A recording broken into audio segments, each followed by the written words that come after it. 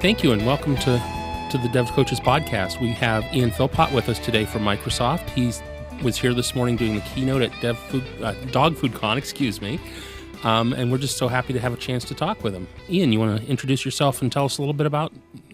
Thanks, David, for having me, and Pat. I am a software engineer at Microsoft. I work in the commercial software engineering group, which is kind of a new group at Microsoft. We focus mainly on emerging technologies coming out of Microsoft's product groups, as well as in the open source world. So my team works on fleshing that out in the cloud. How does that work in Azure, and how can our customers and partners use it? It sounded like you guys were getting really into the virtual reality stuff and the Internet of Things. How are you guys applying those technologies right now? So Internet of Things has been booming quite a bit. A lot of customers and partners are very interested in, the cost has become cheap on the sensors, and you can collect a variety of different data. And as we know, data is very important to decision makers and people who make decisions. So seeing that data and being able to use it is very appealing, I think, to a lot of the customers. And so our team has been using it. I think we have a couple of great case studies out on GitHub. You just do Microsoft GitHub case studies, you'll pull it up, and there's tons out there. A couple I talked about today, I think the one that we found interesting is Costa Farms. We all like that one. I try and grab your attention with that one for sure, right out of the gate. And I had a couple of buddies kind of meet these guys at a meetup. I believe it was a meetup. And they went out to the farm, and, Costa Farms, they're kind of known for growing poinsettias mainly for Walmart. But they showed up at the greenhouse, and it wasn't just poinsettias there. Yeah. They had a lot of cannabis plants as well, which was really... We're in a building, and there's a farming company working in the building, growing stuff indoors. We all know what they're going to be growing. Not yet, but that's the ultimate goal, I think. Yeah, I mean, with the more and more states legalizing it, and for medicinal uses and whatnot, it's becoming a big business. IoT is helping the farming industry. Everything from irrigation to how they're running their tractors and stuff. How do you guys help them with that then? What kind of things do you track? So the big one there for them was the pH balance of the water.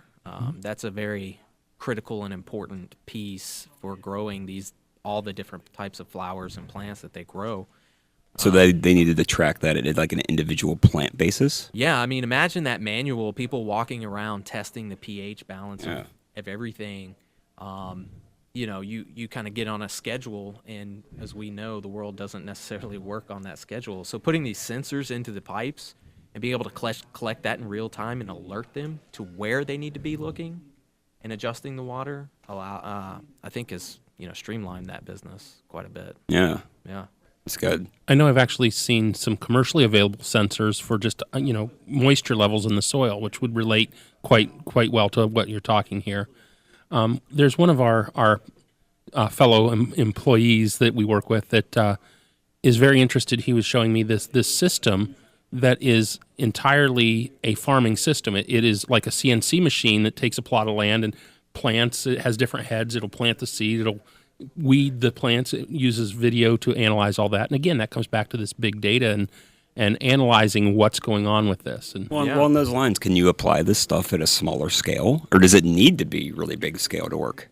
Well, I think that's the great thing about the price of this equipment and the accessibility to it.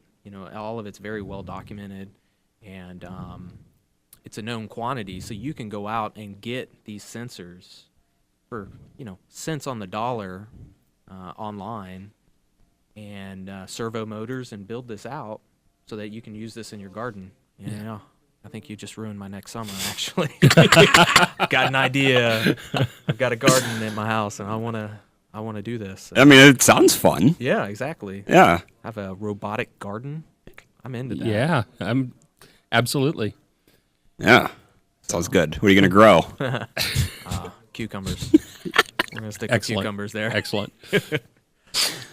So yeah, go. No, go ahead.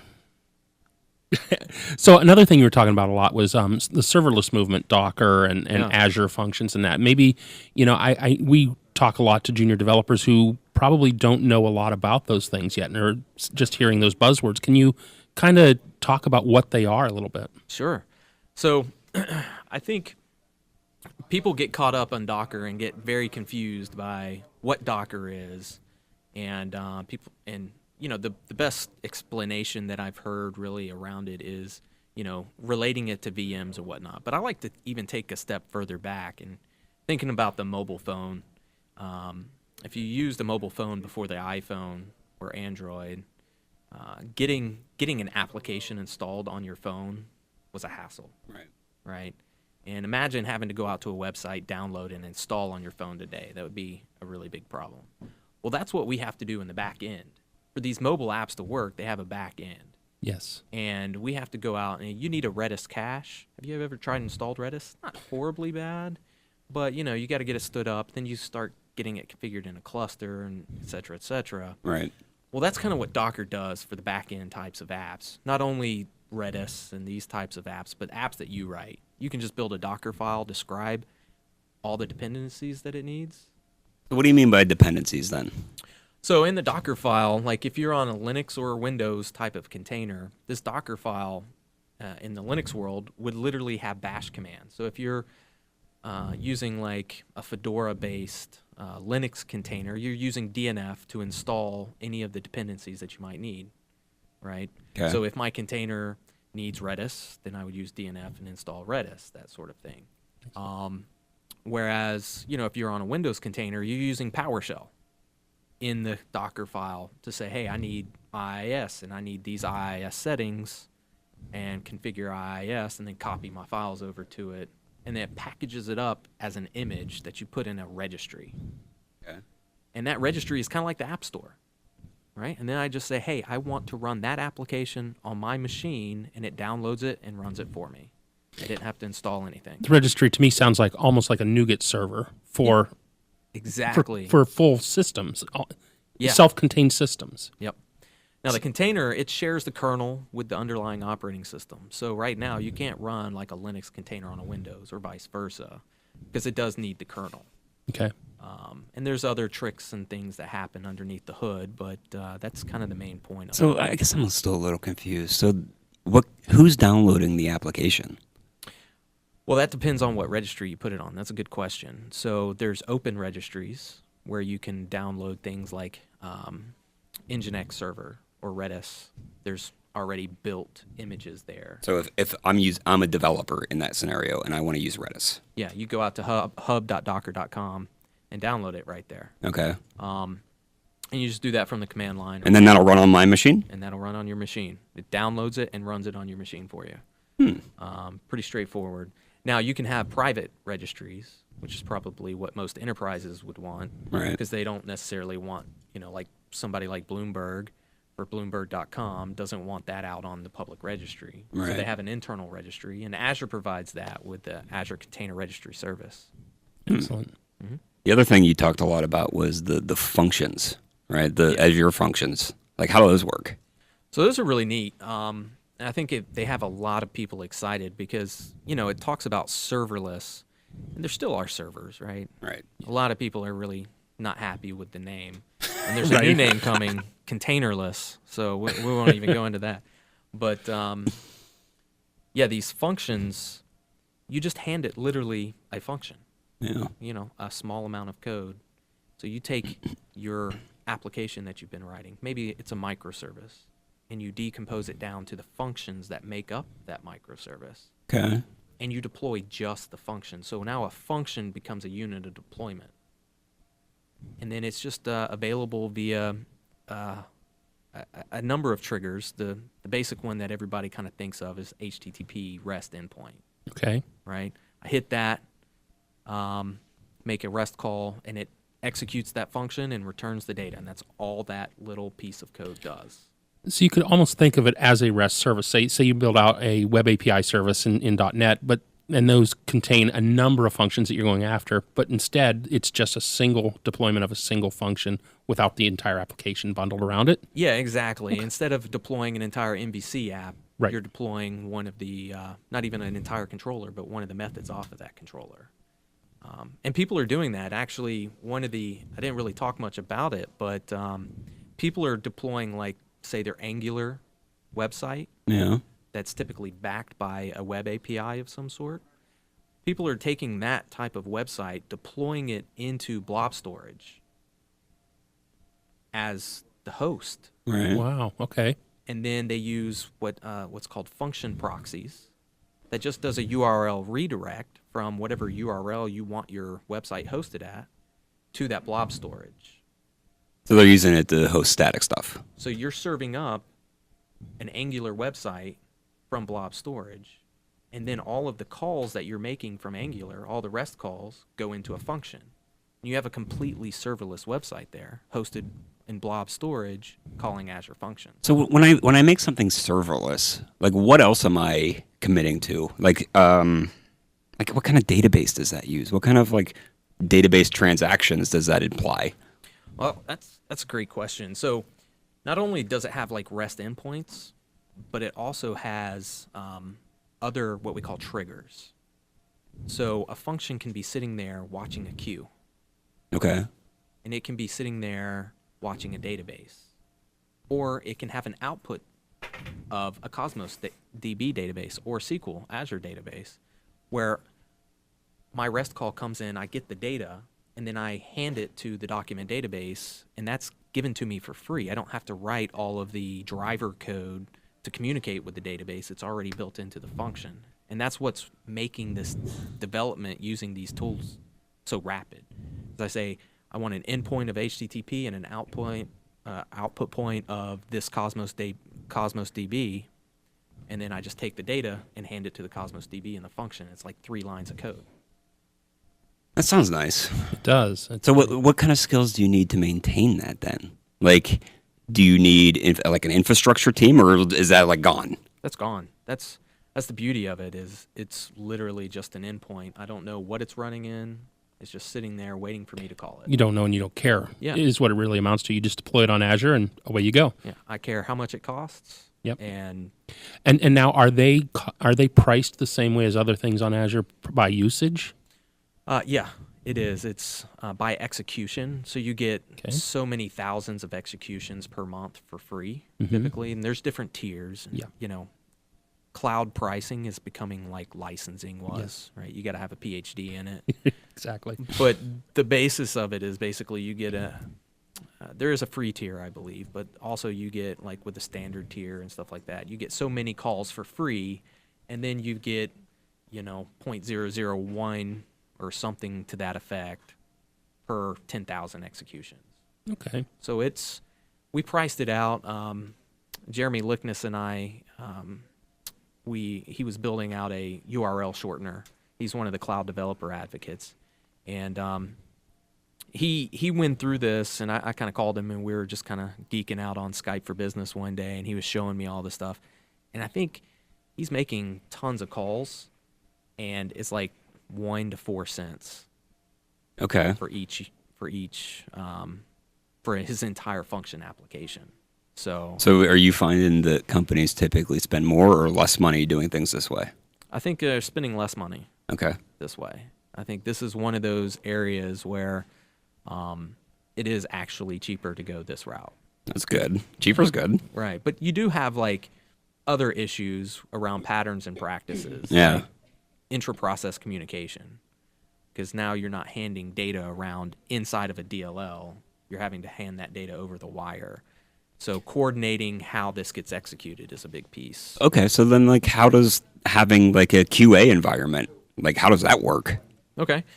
So, these work on the web application tier. So you can have different slots, is what we call them. Okay. Staging, QA, whatever. And you just deploy to that slot. And then once, it's past QA, you can flip the VIP, the virtual IP, and it can go right into production. I see. What are the implications on testing too? How do you test these functions? Testing. Just curious. Testing. So I've seen a few things. One of my colleagues, James Sturdivant, had been working on a testing framework for functions, where essentially it's just an added project. Like Okay. if you're in Visual Studio, it's just an added project, just like any other test runner would be. And you're just calling into the function, calling the HTTP, passing in some data, and Okay. hopefully getting the result that you expect. Not the easiest thing to do. I know he'd made some pretty good headway in that. And just recently I saw some other posts come from the functions team around testing. So there is some guidance, but I haven't actually dove into that. But it's not something you're going to try to spin up NUnit or something like that and test with those. You're really looking for an alternative methodology to do that? I think from what I saw this latest post, it looked like it was using NUnit or Okay. XUnit, something. MS test or a whatever. test runner. So I would have to be online. No, you don't actually have to be online to test these. No? It looks like from what I saw, and I sat down with James for a little while, and he was kind of explaining to me what he was doing. It was all legitimately calling in to the class, the function class, and testing it just like you Locally would before it would be deployed for a then. unit Oh, test. that's pretty nice. I Interesting. mean, integration tests, yeah. Yeah. But Right. there are emulators, right, on the machine as well. I think they just released one for the Mac. Don't hold me to that. But for Windows, there's definitely a function emulator where you can test it still locally and do integration tests locally. Excellent.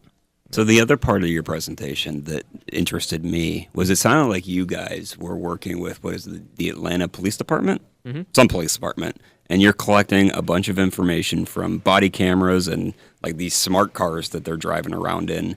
And then like also some social media stuff. Mm-hmm. And then using, it sounded like machine learning to do what? Yeah, no, very good question. So this is a project that Microsoft's working on, and I've met with them a couple of times, but I'm not directly involved right now Okay. in this. But they are building a series of Power BI dashboards around all of this data that they're collecting. And they're kind of doing it in 3 phases. The first phase is just all of the smart sensors that we're putting around the city, right? They're putting sensors in trash cans. They're putting sensors in like noise pollution and air pollution and these types of things. And they're just collecting that data and pulling it into dashboards to get a kind of a real-time view of what the city health looks like. Right. Right. The second piece is then they're starting to integrate that with some of the police data and with the cameras, doing some face detection, trying to identify repeat offenders, that sort of thing. So that, and also they're starting to correlate some of the social media data with some of that, all of that data, and helping to even staff, or where should we have more police at right now?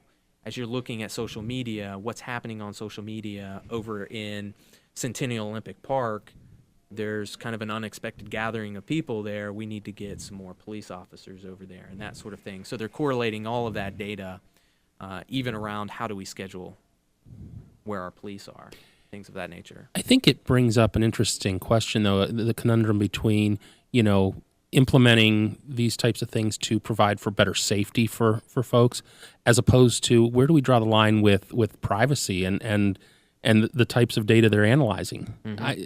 So what are your thoughts on that? That's a tough one. Okay. That is a tough one. I will tell you that Microsoft, as a Microsoft employee, I go through a lot of privacy and security training. Absolutely. Twice, not 3 times a year. Right.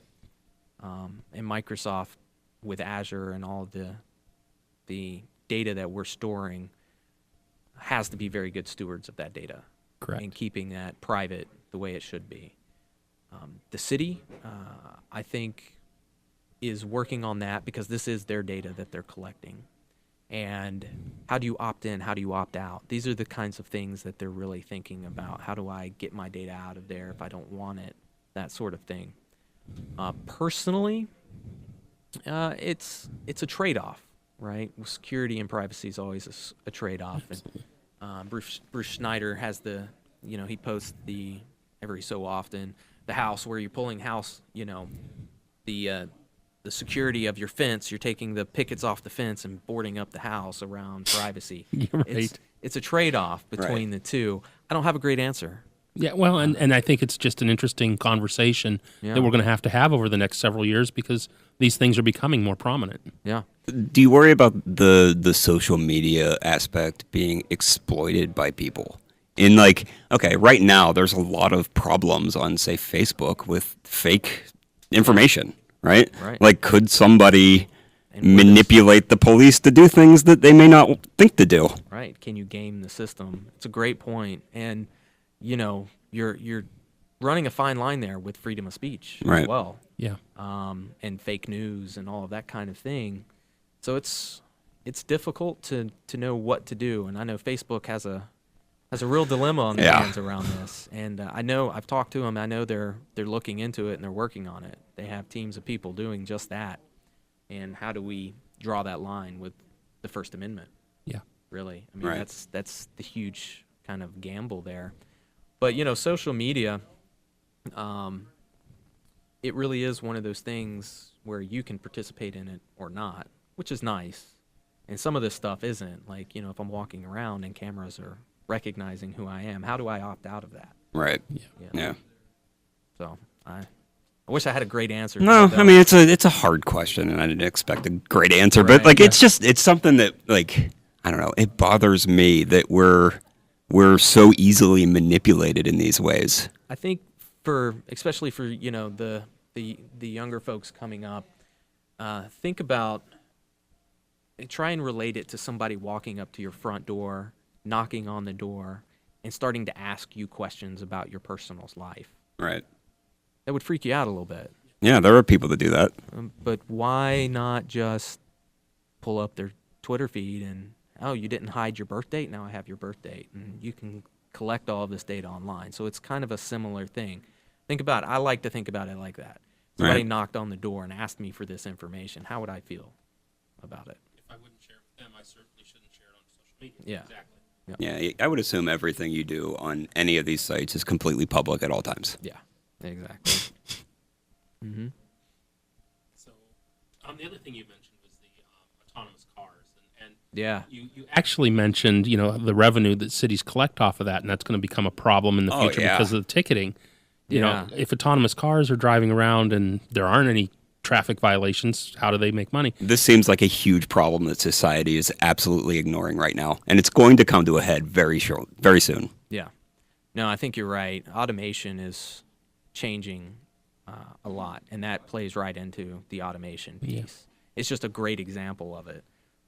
I've done work. Most of my job is around systems engineering, which is a lot of automation. Right. So when you automate things to where people need to go and find other jobs in their organization because you literally automated their job out of there, it really makes you think about this impact that you're going to have. And when does it become cost-effective or prohibitive for replacing people, Right. with these kinds of things, and what are we going to do? And I find it really interesting. This is something that Satya talks a lot about. And he talks a lot about training people, right? How do we train people to go away from some of the more manual type of work that gets automated and into the more information type work that's not being automated? I think that's the first part. He talks he talks about some other kind of more social views around guaranteed income and things like that finds it interesting. But just the simple fact of an autonomous car, the police officer can't write that ticket. Or who do you write the ticket to? There's no ticket because the car followed the law. Right. And there's no searching the car because the car followed the law. Yeah. And it's probably not even your car. Yeah. Right? Probably not. I fired up Uber, and an Uber autonomous car picked me up in Pittsburgh, or not Pittsburgh, in Philly, because they have them running around. And you're sitting in this car, and you immediately see that, why do I need a car now?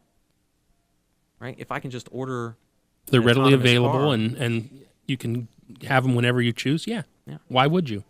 So now you hop in this car and you ride around, and why do we need police writing traffic tickets? And Right. that's 80% of a municipality's income. It also impacts the insurance industry. Think about The insurance industry goes away. Yeah. Like other than just like comprehensive damage to my car, which Right. isn't even my car, like you said anymore. Yeah. Like it's just built into the price of renting the Yeah, thing. Like exactly. So it's really fun to think about all of the ramifications It this is. is going to have. I make the joke, that when I retire, I wanted to drive a truck, but now they're going to be autonomous, and yeah. I'm going to have to buy an RV, I guess, and travel the country. Actually, sounds horrible. Yeah, right. Actually, related to the ticketing thing, though, we were talking about this very subject on one other show, and somebody said, "Well, it's going to end racism because the cops aren't going to be pulling. There's going to be no need for traffic cops." I mean, it is going to like reduce the number of incidents that where problems like that occur. Yeah. Like dramatically. Sure. Yeah, I mean, you're not pulling these things over. yeah, Why would you? So, I mean, yeah, there's social there's a lot of impacts. impact. And if we're not able to pay for our municipalities like we do now, how do we have police? Because you're still going to need. Oh, absolutely. You're still going to need police. And like, I think these cars are really good for enforcing the law because now the reason you don't need law enforcement officers is because the law is automatically being enforced. Yeah. These things are enforcing the law. Like we as people, we decide here's what the rules of the road are. Yep. Follow them or get off the road. Yeah, exactly. Is there a need for if they're communicating with each other, they're autonomous, they're fully safe? Is there a need for speed limits? If the speed is I've seen- available to go 100 miles an hour on this road with safely, I've seen like simulations where they simulate what traffic looks like in New York City with all self-driving cars. And it's just like cars flying 150 miles an hour down every street, making hairpin turns around every corner because you don't need traffic lights. Sounds Like pretty they awesome, figure it out. Like it's like you built little jets all over the place. Yeah, why not? I mean, it makes me think of Minority Report. Right? Yeah. well, yeah, You but the know. efficiencies would be enormous, and that's what we see. Automation in general boosts efficiency, and I think we can only benefit from that. I just look forward to opening my laptop up and having that as part of my commute, Yeah, From Atlanta, we drive everywhere. Yeah. We don't have much. We have public transportation, but for me, I have to drive 30 minutes to public transportation Yeah. before I can even get on it. Oh, yeah, we live in semi-rural places in Ohio, and it's the same kind of thing. You could not live there without a car. But like, why? My commute's nearly an hour a day. I would love to have a self-driving car, sit there and work and study and whatever. yeah. Use that time. It gives you like an extra 10 hours a week. Like, Additionally, benefits like my wife actually has a vision issue where she cannot get a driver's license. So for her, this would be phenomenal for her independence. Yeah. I think it's funny, though, my mom told me don't get in the car with strangers, and here we are right now with Uber getting in the car with strangers. That's oh true. yeah. And that kind of eliminates that as well. Yeah, Uber seems like a in-between step. It really is. Yeah. I mean, when you look at this, it's all about building it and going to the autonomous car. This app is going to call a fleet of autonomous cars eventually. Yeah. And they're already doing it. Like I said, in Philly, I got in one, and I was just like, this is crazy. I'm from Pittsburgh, and Uber has the self-driving cars down there, and like everyone hates them. And it turned out it was like one thing. Like in Pittsburgh, there was like this like.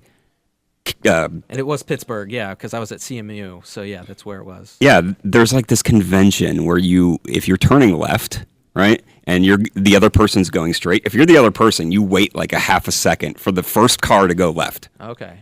And that's not how it works in most places. Right. But so Uber, their self-driving cars, drove like don't it do was this. California. Okay. But in Pittsburgh, they weren't waiting the half second that most humans would, and everyone got super annoyed all the time. That's an interesting learning problem, right? Yeah. But once you go to total autonomous cars, you don't have that issue anymore because they're going to control the flow. That's true. That is also an in-between problem. Yeah. It is. Everything's a progression. But that was weird that there was like a cultural driving phenomenon that I would have never thought of, even having done it all the time. And it put a bad spin on the whole thing. And on the whole, like, Yeah. you hear people talking about them in like bars and stuff. And they're like, I hate these things. And it's like, why? And it's like, they don't even know why. And then I read this article to explain why. And it's like, that makes sense. Wow, that's amazing. Well, yeah, I saw one. I rode in one in Pittsburgh. It was Pittsburgh, and I was a little weirded out at first. Because you get in the driver's seat, right, and so that you can take control of the car if need be. Mm-hmm. Really? You're not supposed to. So it's Interesting. Interesting. I know they had some sort of self-driving trolley in Vegas right now, too, that people did seem to like that one. Yeah, that would be neat. Yeah. I would like to. I mean, if you've ever walked around Vegas, you know it's deceptive. Right. You go, oh, it's just right over there. No. Things are so big. It's like, Yeah. that was a mile away. Yeah. Jeez. Yeah, I'm sweating. I've been walking for 45 minutes. It's great. Yep. Well, it's been great having you here, Ian. Is there anything coming up for you that you want to talk about? Any Promote your projects? social media, whatever you got. Yeah. Yeah, I'm TripDubRoot on Twitter. That's my website and GitHub handle, all of that as well. It's the W root folder from IIS. Yep. A little bit of a throwback there. I'll be at All Things Open coming up in Raleigh, speaking on microservices there. Very good. And teaching a container camp. So, Nice. yeah, should be fun. Excellent. Well, thanks so much for joining us. Yeah, it was great. Dave, Pat, thanks for having me. Nice. Thank you. That's good. Thanks so much for listening to the Dev Coaches Podcast. For more great content and to stay up to date, visit devcoaches.com and on Twitter @devcoaches. We'll catch you next time.